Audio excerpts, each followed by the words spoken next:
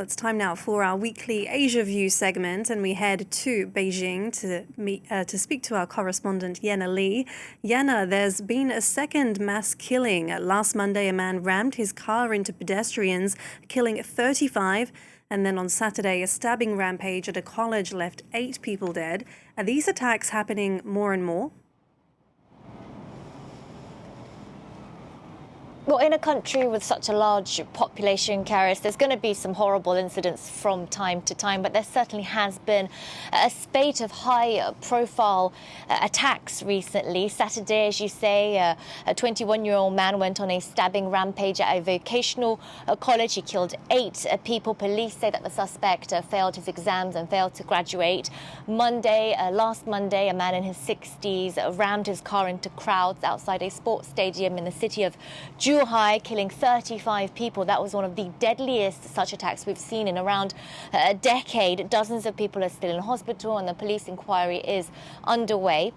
Back in October, a man killed 3 people in a suburban Shanghai supermarket with a knife as well. These are just some of the examples of late. These attacks do come as the economy here slows down, and it has sparked some discussion on China's heavily censored platforms, online platforms. Some people wrote about the importance of mental health and the lack of awareness on these issues here in China. Others took a feminist lens, pointing to male street violence. The main takeaway, though, is just how these incidents have shocked everyone, the public and the authorities, who have reacted by scrubbing the internet of such comments and articles, and also on the ground by preventing reporters from doing their jobs, and also by pulling down spontaneous memorials left by locals. Social stability, of course, is extremely important to leaders here in Beijing, especially as the country's new economic reality really settles in. And these attacks on random people could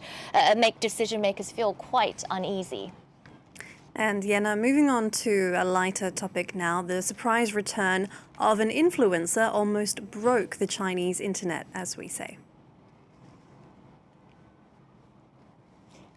Yes, Li Jiqi made a surprise return to the internet, posting 3 videos after a 3-year hiatus. She's arguably China's biggest online star, both on Chinese and on international platforms. For example, she has 20 million followers on YouTube. She's famous for her videos set in rural Sichuan province, showing off an idyllic countryside lifestyle.